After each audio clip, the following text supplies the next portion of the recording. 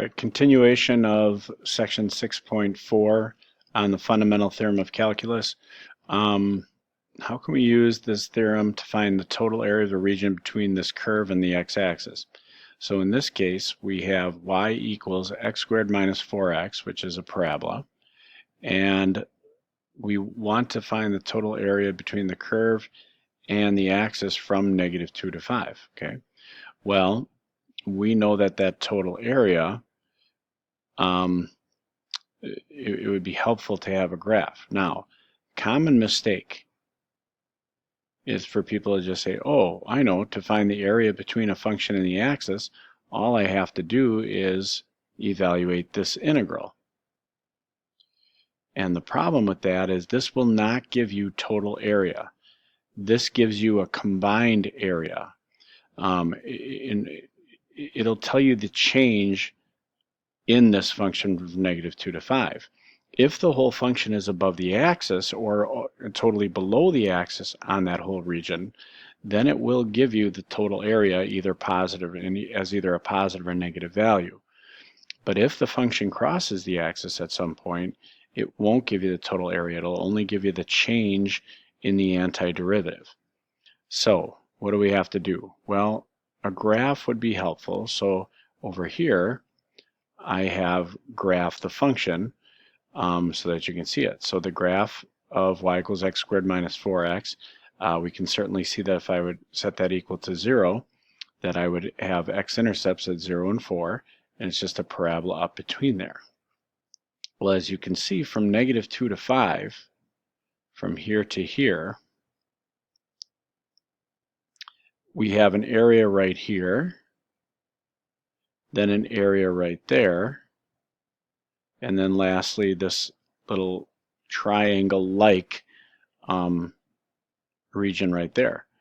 Now, if I find this right here, what it's going to do is it's going to give this as a positive value, this as a negative value, and this as a positive value. It's going to add these two and subtract this one. That is not total area. I want to add these three areas together. Well, one way to do it, a longer way, is to integrate from -2 to 0, then from 0 to 4, find out what that is, but it's going to be a negative value, so you'll have to take the opposite of that, and then from 4 to 5. But there's a quick way of doing it. So if I have no calculator, a no calculator method for doing this would be to take the integral from -2 to 0 and integrate x squared minus 4x with respect to x plus the absolute value from 0 to 4 of x squared minus 4x dx. Now there's other ways you can do that besides taking an absolute value. You could have subtracted it because minus a negative will be a positive. You could have said plus and then change the order of integration from 4 to 0 because that would have made it opposite. So there's other options you had. Now plus the last area is from 4 to 5, x squared minus 4x dx. So you could do this all out by hand, finding the antiderivative of a third x cubed minus 2x squared, and then do all that. Or there's a calculator version of this, which is really nice. All I have to do here is take the absolute value of this function. When you take the absolute value of a function and graph this, the positive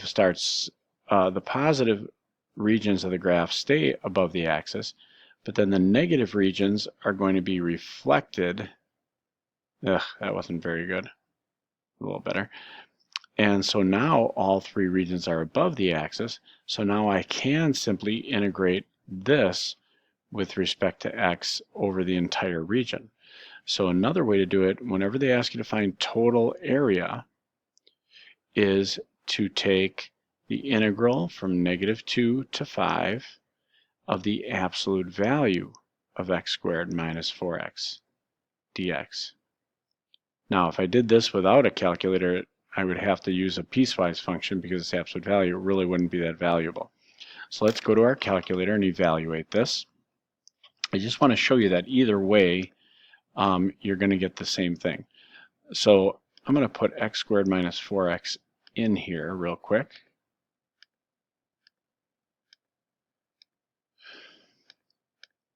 And so if I did it the long way, we would go the integral from -2 to 0 of, I put that in y1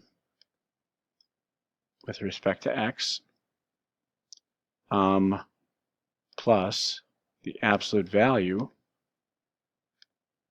of math 9, 0 to 4, I believe, was the part that was below the axis, of again y1 with respect to x,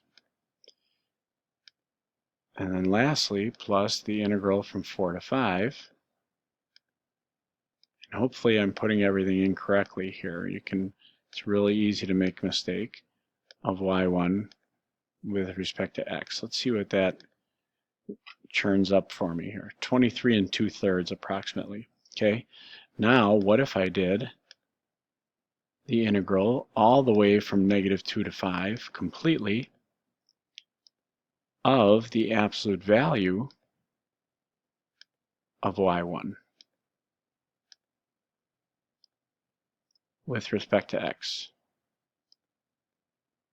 And what we should notice, takes a little longer first of all, but when it's done we should notice that with some round off error we get, at least to our 3 decimal standard, we get the same thing, 23.6 repeating. Okay, so you can break it up into pieces. If you had to do it without a calculator, that would be the best way, because the antiderivative, which would be much simpler. But with a calculator, we just take the absolute value of that function. Okay, last one. The other part of the fundamental theorem of calculus says that if we have this integral, so look, f is a differentiable function whose graph is shown below. So this is a graph of f right here. Okay, the position of a particle is this. So the position is the integral of f of x. Well, to evaluate an integral, we take the antiderivative to find position, correct? Well, what that means is, if I want to find the derivative of an integral, the derivative of an integral is simply f of this variable, f of t. So if s is the integral of f of x, to find this we find the antiderivative. So f must be the derivative of this function s. Okay, that's a very important concept. Okay, so if we know that this f of x is actually the derivative of this function s, okay, and we're going to do a little discovery in class to show that a little better. Okay, so what you're looking at is the derivative. So approximate the particle's velocity at 8. Well, velocity at 8, this is position, so I have to take the derivative. So f of t is actually the velocity. What you're looking at here, this function, is the velocity of the particle. So the velocity at time 8 is simply reading the graph. Looks like it's at about 1.5 units. Meters, it says the position was in meters. They don't give a time. Let's just make something up. Let's say it's seconds. So meters per second. Okay, so the velocity is simply that. Is acceleration at 6 positive or negative? Well, this is velocity, so the acceleration would be the slope.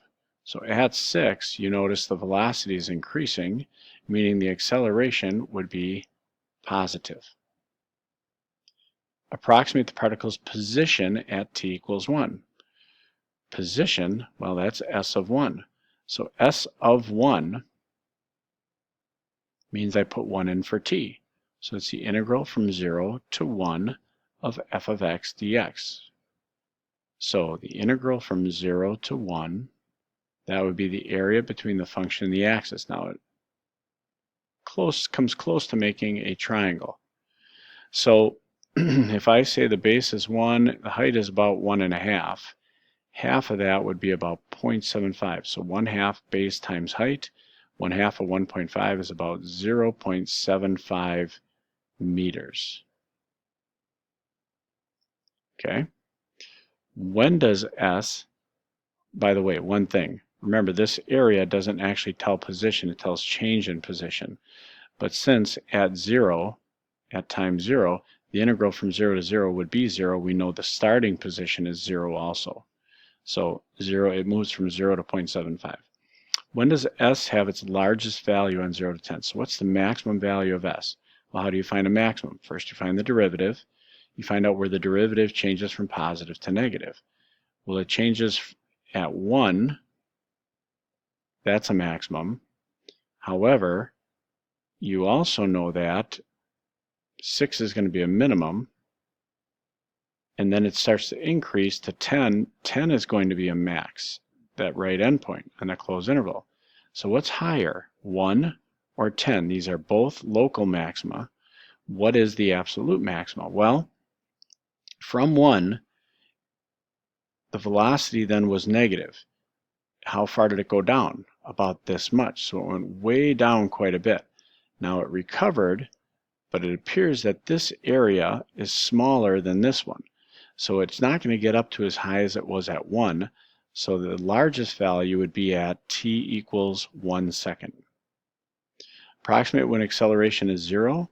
Acceleration would be the derivative of this. That would be right about there at t equals 4. When is the particle moving toward the origin? Well, it started at 0, moved over to 0.75. Right about here, this is an equivalent area to this. So at about 2 seconds, it got back to the origin. Okay, so it moved toward the origin between 1 and 2. But now it's moving away, because it's moving way to the left. But now it turned around and started moving back toward the origin again from 7 to 10.